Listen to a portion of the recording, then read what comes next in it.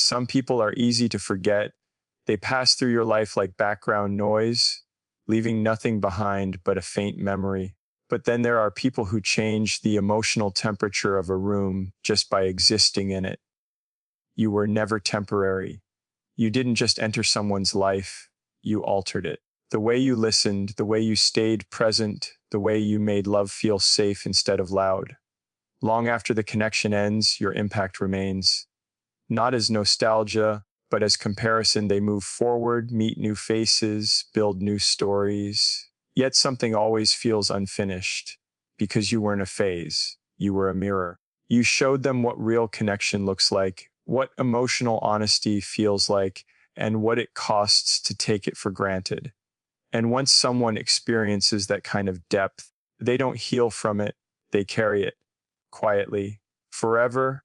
Loving with depth rather than convenience means your love is not shaped by comfort, ease, or temporary benefit. It is not offered only when circumstances are favorable or when emotions feel light and uncomplicated.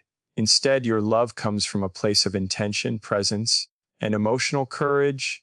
You don't love halfway, and you don't measure affection by how little effort it requires.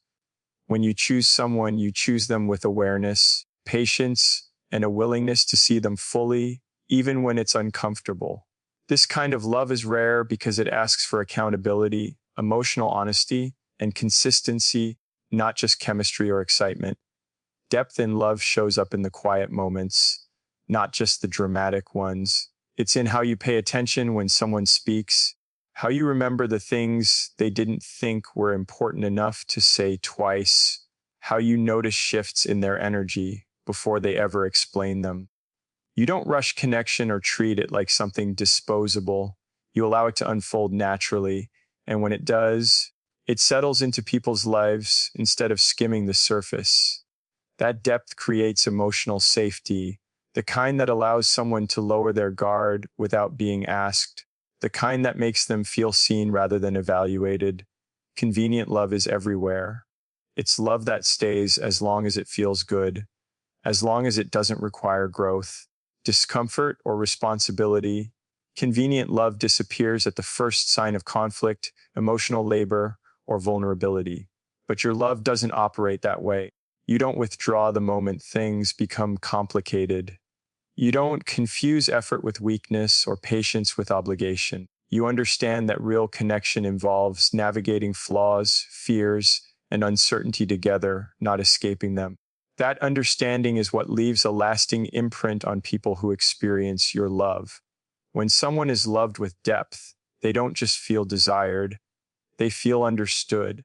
They feel accepted in ways they may never have before. You don't try to reshape people into ideal versions of themselves. You don't love them for their potential or for who they could become if they changed. You love them where they are while still seeing who they are becoming. That balance is powerful. It teaches people that love doesn't have to be conditional or transactional. It doesn't need constant performance to survive. This kind of love lingers because it changes how people experience future connections. Once someone has been loved with depth, surface level affection feels hollow. Casual attention feels thin. Emotional inconsistency feels louder. They may move on physically, start new relationships, even claim they're healed, but their nervous system remembers what it felt like to be truly held emotionally. Your love becomes the reference point, not because it was perfect, but because it was real, and reality leaves deeper marks than fantasy ever could. Loving with depth also means you don't stay where you're not valued. That's what separates your love from desperation. You give fully, but you don't abandon yourself in the process. When respect fades, when effort becomes one-sided, you don't beg or bargain. You step back quietly, carrying your dignity with you. That exit is often what hurts the most because it forces people to confront the weight of what they lost. Not loudly, not dramatically, but through absence. Your love doesn't haunt people because it was intense. It stays with them because it was sincere. It didn't rely on chaos, manipulation, or emotional games. It didn't exhaust them. It grounded them. And when that grounding disappears, life feels a little less steady. They remember how it felt to be chosen without pressure, supported without control, loved without convenience. That memory becomes a quiet ache, not dramatic, not obsessive, just persistent. Because depth isn't something people forget once they've felt it. Seeing people beyond their masks means you don't fall in love with performances, labels, or carefully constructed versions of who someone wants to be. You instinctively notice what exists underneath the charm, the confidence, the humor, and even the defenses. Where others are distracted by surface level traits, you are drawn to tone changes, pauses, contradictions, and silences. You recognize when someone is laughing to avoid feeling, when confidence is armor, when detachment is actually fear. This ability is not learned easily. It comes from emotional awareness, empathy, and often from having faced your own inner depths. Because of this, people feel exposed around you without you ever asking them to open up. When someone is seen beyond their mask, something profound happens. They feel understood without explanation. You don't interrogate or push them to confess their wounds. You simply make space for them to exist as they are. This creates a sense of safety that many people have never experienced. They can relax around you because they don't have to maintain an image. They don't have to be impressive, strong, or unaffected. Your presence quietly communicates that they are allowed to be human. That permission alone can be transformative because most people are used to being valued only for what they provide, how they perform, or how well they hide their flaws. You also don't try to fix what you see. This is what makes your understanding so rare. Many people recognize wounds but immediately attempt to repair, control, or reshape them. You don't treat pain like a project. You don't turn love into therapy. You accept that some wounds are part of a person's story, not problems you are responsible for solving. This acceptance allows people to feel respected rather than managed. They sense that you trust their capacity to grow on their own, which paradoxically encourages healing more than force ever could. Because you see beneath the surface, you often become the first person someone truly lets in. They may not even realize they are opening up. It simply happens naturally around you. Conversations drift into vulnerable territory without effort. They share thoughts they've never said out loud, fears they've never named, truths they've kept buried. Not because you demanded honesty, but because your presence made dishonesty feel unnecessary. That experience stays with people long after the connection ends, because once someone has been truly seen, they cannot forget what that felt like. This depth of perception also means you see potential without clinging to it. You understand who someone could become, but you don't confuse that with who they are right now. You love them in the present, flaws included. This creates a powerful emotional contrast. They feel both accepted and challenged, not through pressure, but through reflection. Being with you makes them more aware of themselves. They begin to notice their patterns, defenses, and emotional habits simply by being seen clearly. That kind of self-awareness can be uncomfortable, but it is unforgettable. When the relationship ends, this is where the impact becomes undeniable.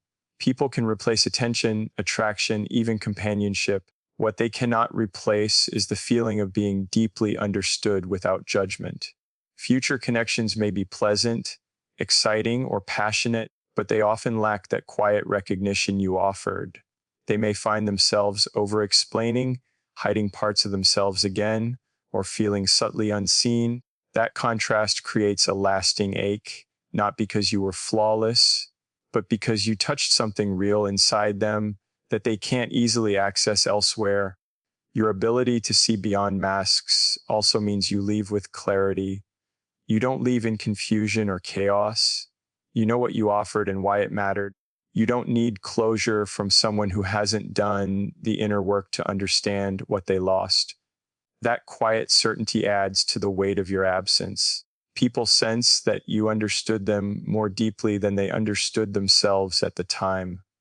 And that realization often comes too late. Being seen is one of the most powerful human experiences. When someone has been loved in that way, it reshapes their emotional memory. They may move on, grow, or even heal, but a part of them will always remember the person who looked past the mask and stayed present anyway, because that level of recognition changes how love is defined forever. When your absence becomes louder than your presence, it's because what you offered was never just physical company or constant communication. It was emotional grounding, consistency, and a sense of being understood without effort. While you were there, your presence felt natural, almost understated, because you didn't demand attention or create chaos to be noticed. You showed up steadily, listened fully, and made space without noise. That kind of presence doesn't announce itself. It settles in quietly, becoming part of someone's emotional rhythm. And when it's gone, the disruption is impossible to ignore. Absence becomes loud when it exposes what was once taken for granted. While you were present, the calm you brought felt ordinary. The way conversations flowed, the way emotions felt safer, the way silence didn't feel empty.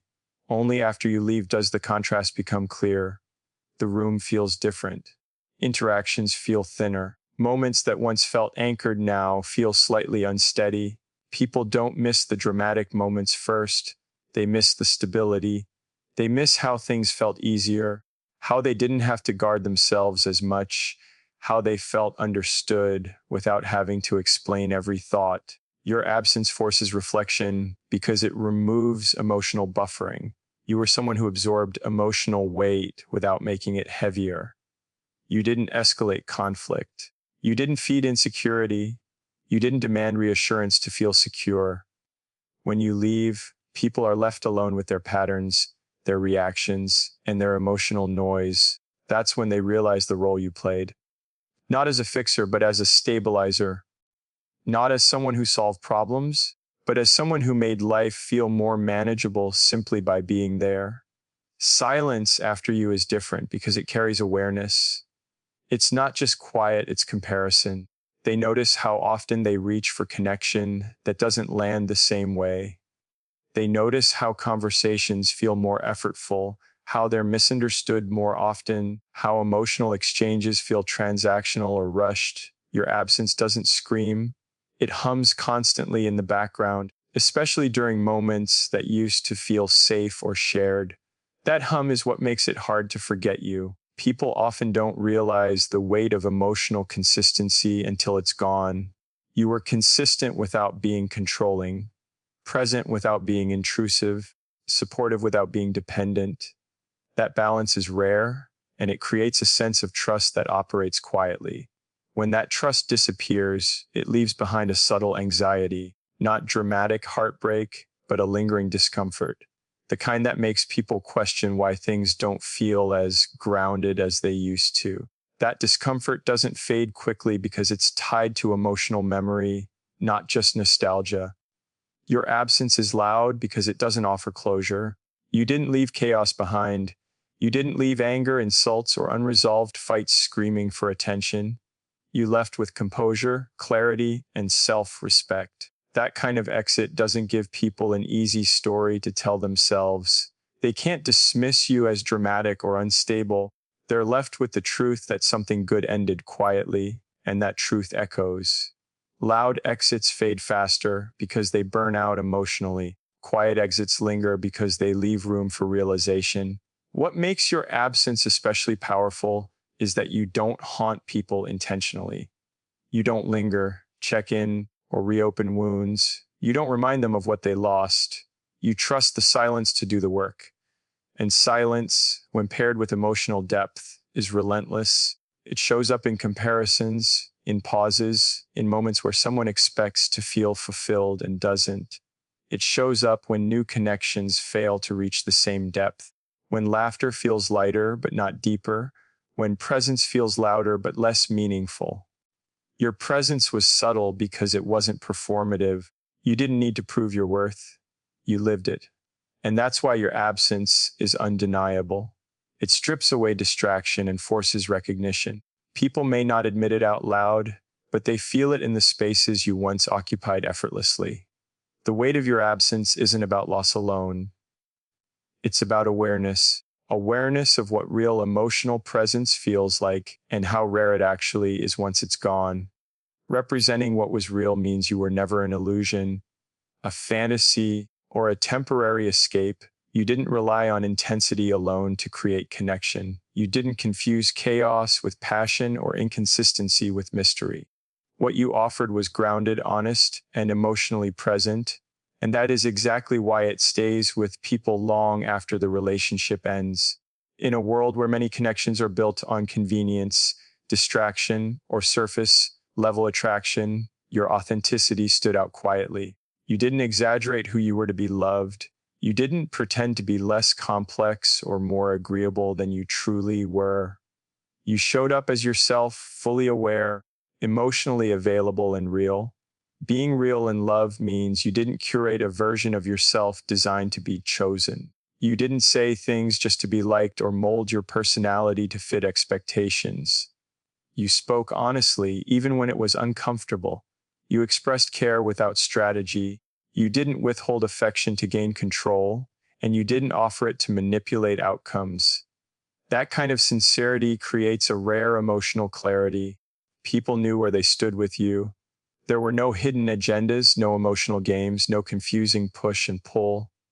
That clarity is deeply grounding, and once someone experiences it, they feel the absence of it everywhere else. What makes reality so powerful is that it doesn't rely on constant stimulation. You didn't need drama to feel connected. You didn't need constant reassurance to feel secure. Your presence was steady, not overwhelming. And because it was steady, it became easy to overlook while it was there. Real love often feels simple in the moment. It doesn't announce its significance. It just works. Only later, when it's gone, does its weight become clear. People realize that what felt ordinary was actually rare, and what felt calm was actually deep emotional safety. You represented what was real because you didn't promise perfection. You didn't sell an idealized version of love. You showed what connection looks like when it's built on truth instead of performance.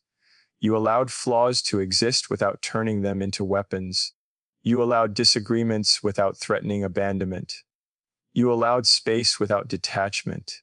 That balance teaches people something fundamental about love, that it doesn't have to hurt to be meaningful, and it doesn't have to be loud to be deep.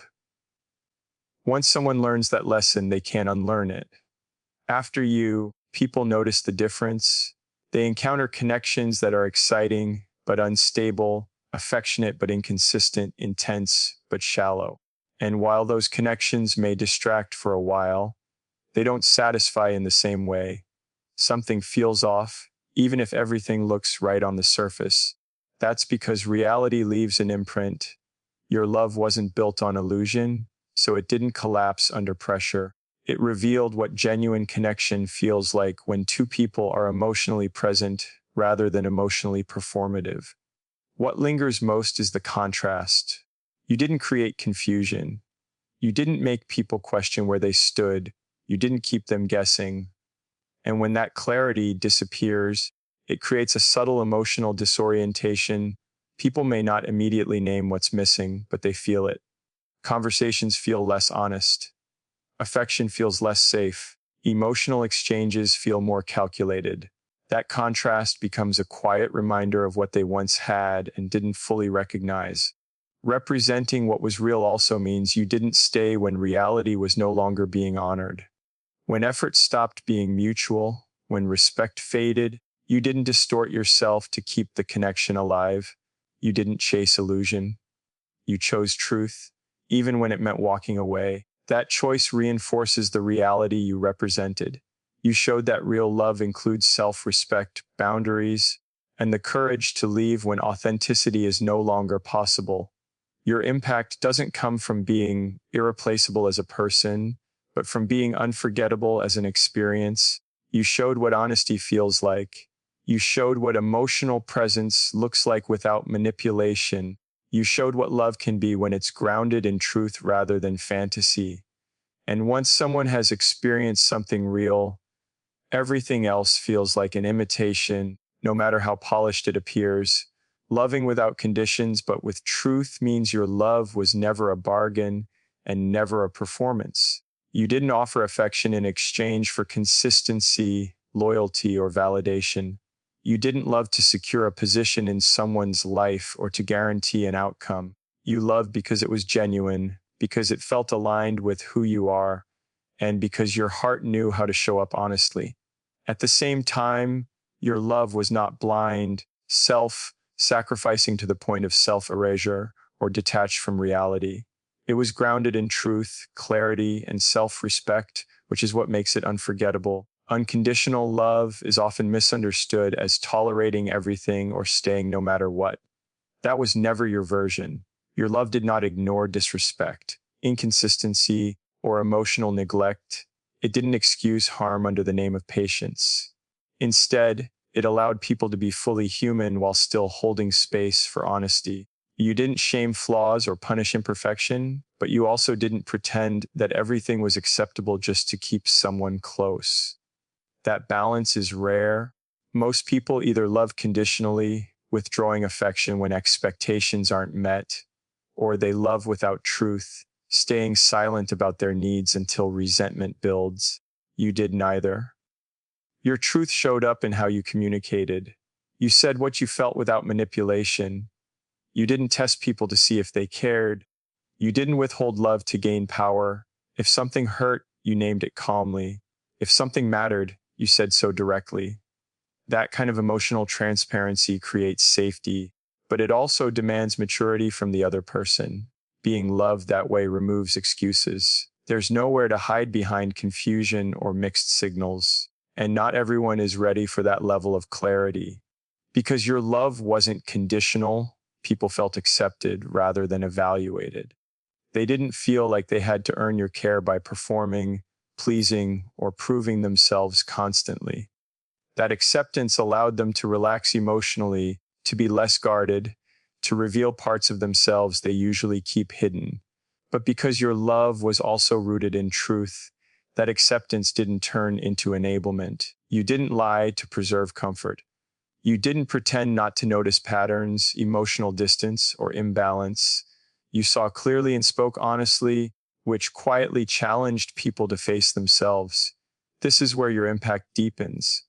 Being loved without conditions, but with truth creates a mirror. People see themselves more clearly through you, not because you criticize, but because you don't distort reality to keep them comfortable. That experience is powerful and unsettling at the same time.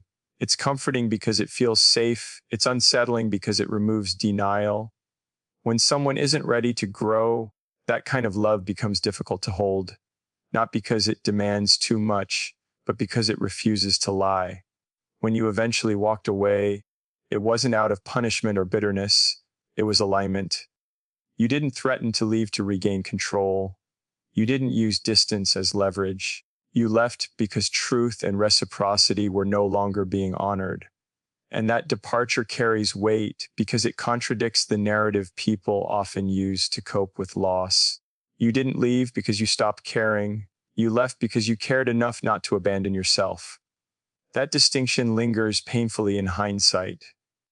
After you, people often realize how rare that balance was. They may find others who love intensely but with conditions, keeping score, demanding reassurance, attaching worth to behavior. Or they may find people who love freely but without truth, avoiding hard conversations, tolerating misalignment until it quietly collapses. What they struggle to find again is love that is both safe and honest, accepting yet grounded, open yet self-respecting. That realization doesn't fade quickly because it reshapes how love is recognized. Your love didn't trap people. It freed them emotionally while still holding them accountable to reality. That's why it stays with them. Not as regret alone, but as awareness. Awareness of what it feels like to be loved without pressure, without games, without false promises, and without losing dignity. That kind of love doesn't end cleanly because it doesn't break in obvious ways. It simply steps back when truth is no longer mutual, leaving behind a quiet understanding that something rare was offered and not fully met. Becoming a benchmark for future love means your presence doesn't disappear when the relationship ends. It restructures expectations, awareness, and emotional standards in ways that quietly follow people forward. You didn't just occupy a place in someone's life, you recalibrated what connection feels like at its best. From the way you communicated to how you offered care, consistency, and emotional safety, you set a reference point that becomes impossible to erase. Even when someone believes they've moved on, your impact remains embedded in how they measure intimacy, depth, and sincerity. Benchmarks are created not by perfection, but by contrast. You didn't overwhelm with intensity or keep someone addicted to unpredictability. You showed what steady affection, honest communication, and emotional presence feel like without manipulation. After experiencing that, surface level connections stand out immediately. People notice when effort is inconsistent, when communication is unclear, when affection feels conditional or transactional. They may not consciously think of you in those moments, but the standard you set is operating silently in the background, shaping their emotional responses. What makes you an enduring benchmark is that your love felt grounding rather than consuming. It didn't require constant reassurance to exist. It didn't rely on jealousy, control, or emotional chaos to feel alive. That kind of love is rare, and once it's felt, it changes how safety is defined in relationships. Future partners may be kind, attractive, or attentive, but if they lack emotional depth or consistency, something feels off. The connection may function, but it doesn't resonate in the same way. That absence becomes noticeable because your love once filled that space without effort. You also set a benchmark through how you handled conflict and distance. You didn't disappear when things became uncomfortable, and you didn't escalate situations to feel heard. You communicated with clarity, patience, and honesty. You allowed space without creating insecurity. You addressed issues without turning them into threats. That approach teaches people that love doesn't have to hurt to be real. Once someone internalizes that, they struggle to tolerate dynamics built on fear, avoidance, or emotional instability. Even if they accept them temporarily, the discomfort lingers. Your impact deepens because you didn't stay where effort wasn't mutual. When reciprocity faded, you didn't fight to be chosen. You didn't lower your standards to maintain proximity. You walked away with dignity, reinforcing the benchmark you set while you were present. That exit is part of the lesson. It shows that real love includes self, respect, and boundaries. People remember not just how you loved, but how you left. That memory influences how they view both themselves and others in future relationships. Being a benchmark doesn't mean you're idealized endlessly or compared obsessively. It means you become a quiet reference point. You are felt in moments of disappointment when something doesn't measure up. You are remembered in moments of calm when someone realizes how rare emotional stability actually is. You are present in pauses, in hesitations, in the subtle recognition that what they once had was deeper than they understood at the time. That awareness doesn't create constant longing, but it does create discernment. Over time, this benchmark can lead to growth or regret. Some people rise to it, using the experience of loving you as a lesson in emotional maturity.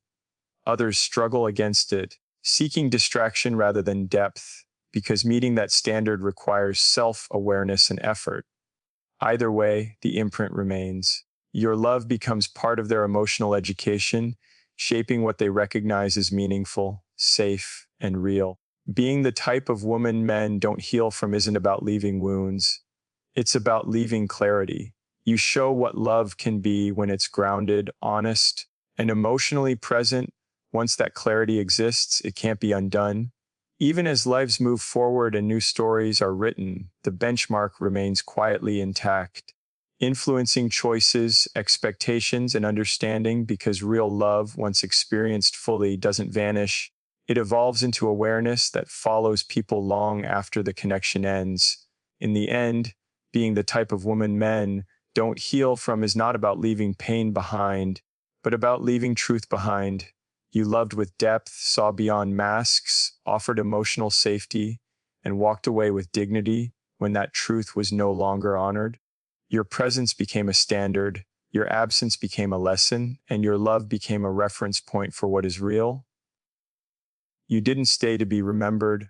yet you are remembered because you were authentic, grounded, and emotionally present. Love like that doesn't create wounds that need healing, it creates awareness that can't be undone. And once someone has experienced that kind of connection, they don't forget it. They carry it forward, quietly reshaped by it, forever knowing what real love feels like.